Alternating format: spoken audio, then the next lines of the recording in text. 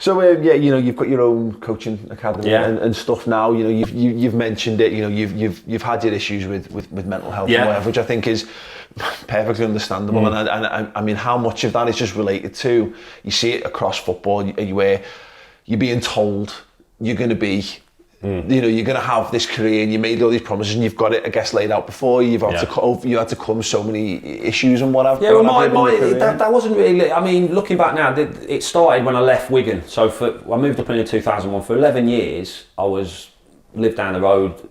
Training 15 minutes to Wigan, to Liverpool 15 minutes. Pick Lucy up from school, drop her off.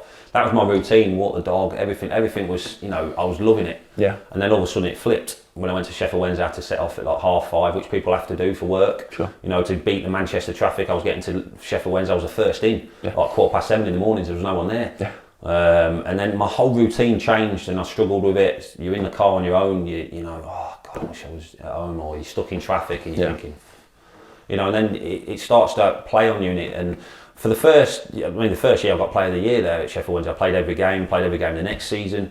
But then it started to affect my, I didn't want to train, which has never been me. Yeah. I didn't want to leave. If I woke up in the morning when it's pitch black in the winter and the roads are bad, and you're thinking, oh gee, I've got to travel. But Sheffield Wednesday were unbelievable with me. I mean, they didn't know anything about it. They knew there was an issue at home. They thought it was more Leona. So Andy Rhodes gave me days when I needed them. Cool downs. I didn't have to travel over on a Monday for a half-hour cool down. They'd let me do it at home, which I would do, because I knew I was a professional and do that. But it just became. I just sort of felt myself withdrawing more, and didn't want to. I got home and just shut the door. Didn't want to do it.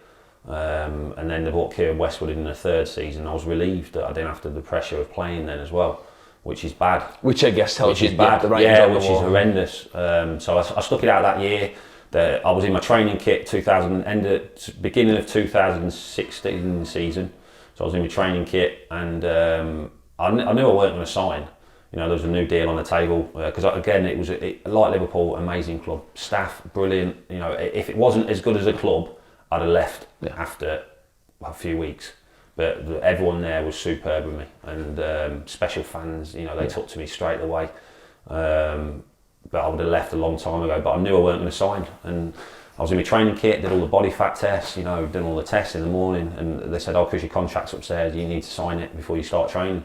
So I walked up, and I'm thinking, I'm not going to sign this. Put the pen in my hand, and I was literally there, and I said, listen, I can't. I need to get home. I need to go home. I've got problems. Walked down the stairs and left, which was hard. We were really hard. Andy Rhodes and me, we got on great, and we were crying outside and embraced each other. I was saying goodbye, and I didn't get to say goodbye to everyone, so I went back a few weeks later and said goodbye properly to everyone. But I thought getting closer to home. I took a gamble because, that I'd not played much for a year.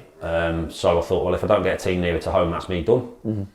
Was going to go back to Wigan. I was there, and this added fuel to the way I was already feeling. So I was in a bad way. So I thought getting closer to home would reverse the cycle and make me feel a lot better. But it didn't. So I was going to go back to Wigan, and thought, great, because I had a great time there, apart from the last year or so. Gary Caldwell, who I played with, was the manager. So I've gone there. And my fitness record, like you've mentioned before, my fitness record was the best at Sheffield Wednesday for 3 years. Like my percentage fitness was 98.7% for everything. Yeah. So I didn't miss hardly anything for 3 years. Before that, the last 2 years at Wigan, I wasn't injured. I just wasn't playing. Yeah. When I was at Wigan from 2006 to 2010, I played near enough every game. So for 10 years, my fitness record was as good as anyone's. Yeah. They failed me on a medical. Gaz did. So they knew the situation, knew that obviously when I was at Wigan I had a couple of, but didn't miss games. I had problems with my back, but didn't miss games. So they kept me there for 2 days. So I went in and I said, listen Gaz, I've got a club that side Bolton interested and Burnley wanted to sign me. So I said, listen, I want to sign for Wigan. He says, well, I want you here, you're here. Turn them clubs down, done. So I said, Gaz, I'm taking a big leap of faith here. And I says, because I've got contracts ready for me. He said, no, you're here, let's just, you just need to go through the medical, we need to do that, bits and bobs. So anyway, went there the next day, thought I was going to sign. He said, oh, we're just waiting on a few results. And so I said, guys, what are you waiting on? I said, there's no issues at all. There's my fitness record. Sheffield Wednesday sent all the data over, everything like that. Yeah. And the day after then, he called me in. He made me wait, actually, which I was fuming with. So I'm still waiting to sign the contract on the second day. And he's come down the stairs, I'm in the canteen. He says, oh, I'll get you when I come back in from training. And I thought, right, okay. So then he come back and he said, listen, I can't sign you. They said the club have stopped me signing you for medical reasons. I said, guys, that's shocking. I said, I've turned down 2 clubs for you. Them clubs had gone, signed somebody else. They were gone. So it got very heated in there, and because I was in a bad way at that time as well, and it just added fuel to the fire. So I felt really let down by Wigan after giving everything for them for 6 years. And then I ended up signing for Preston again, thought, it would reverse, but it didn't, and I ended up retiring in 2016 through mental health, and should have done what I did 4 or 5 months ago. I should have gone to a place to deal with it properly. I got help off the PFA, went to see counsellors and thought everything was great. And it was for a year or so, and then, or a couple of years, and then I just 6 months, 8 months ago, I started feeling myself slipping back and withdrawing stuff and not wanting to do anything, turning the phone off, not replying to calls, not exercising, which has never been me. So we rang up the FA, and they wanted to send me to the Sporting Chance, but I've always been a home bird. That's been one of I've always liked home comforts. Yeah.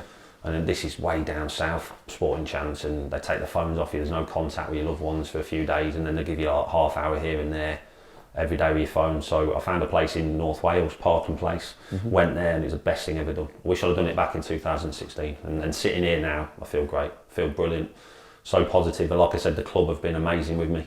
Do a lot of stuff on match days, do a lot of stuff for the 18s and 23s, doing the games, and really in a really good place. But for a few years it was really tough. Really, I suppose culturally, I mean, it's such an alpha male dominated environment where you're not going to talk. You can't, any sign of weakness, you're not going to talk about these things because you'll get the piss taken out of you for or whatever. But it's just not. It wasn't talked about, was it? I mean, this was going. I mean, we said it was Leona in 2012. We said it was Leona that was suffering.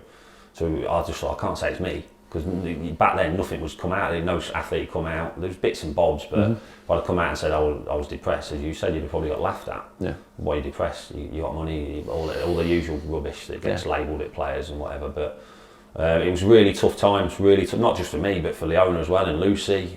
For like I said, and that's what I'm doing now. What I'm doing, like for 4 or 5 years, Lucy, they had a dad, and Leona had a husband, but I wasn't really there. I was there, but I wasn't there, and that's now why I want to give it all back to them. I want to go and watch Lucy play on Saturdays. That's why I've not took jobs in football. So I want to go and see her play. I want to see her train. I want to do things with her, because she's 13 tomorrow. Before I know it, she'll be. Well, she won't have a boyfriend, so that's not going to be allowed. But she'll be, and then I'll do that sort of stuff with the football. But I mean, Liverpool have been, as I said, I can't speak highly enough of the club, what they've done. I suppose you give so much of yourself, and there's an expectation to give of yourself, because you've been a fan. The expectations of fans. You do it for the fans and because you've got this stigma hanging over your head of well, you're a footballer, you've got all these things going for you. You're not allowed to take it out for yourself. And I find that in personal experiences that you have to start filling your life with the things that actually make you happy. Well, that's what I did. I mean, there'll always be a stigma there, but I think it's a lot better now. It's being talked about a lot more. The stats with the PFA, obviously I know a lot of the stats. 140 players, 3 past and current players 3 years ago, 680 this past year have gone to the PFA saying they're struggling. But I always say as well, I didn't do it just for football, I did it for society in general. I thought my story could help a lot of people, and thankfully it has done. There's been some good stuff come from it, and still a lot more that we've got planned that we're going to do as well. But yeah, I definitely listen. Football's my life. It always will be. I go to all the games. Lucky enough to go to the games at Anfield. Watch my daughter. I've got my own goalkeeper academy. John Acterberg's been brilliant with me at Liverpool. He gets us down to training whenever I want. Mark Morris at the academy. They've always said, listen, come down whenever you want. Like I said, the club, and they don't have to do that. They could sometimes say it as a token gesture, but they mean it. They say, look, if you want us, we're here. You come down whenever you want. And getting great with John, and like I said, I made my debut against him. It's funny how things work out, isn't it? It's just incredible. But I'm really happy with the way things are at the minute, and I'm really excited. Got a lot of plans off to Trinidad in a few weeks. I'm a training camp out there. They've asked me to go out and train 50 keepers and do like a mental health shop with it as well. So there's a lot of stuff. But eventually I'll be back in full time in football, because Nicky Mellon at Tranmere as well, I've got to mention him. He gets me in there. I go in there a lot and join in with the training and stuff like that. So I'm going in there Friday again. But eventually I'll move back full time into it, because I think the missus will have enough of us by then. She'll want me out of the house by then, I think. But if that, and hopefully that'll be at Liverpool in some way. Yeah, fantastic. Well, Chris, thank you very much for your time. My it's been pleasure. An absolute pleasure. Top man. Cheers, man. Thank you.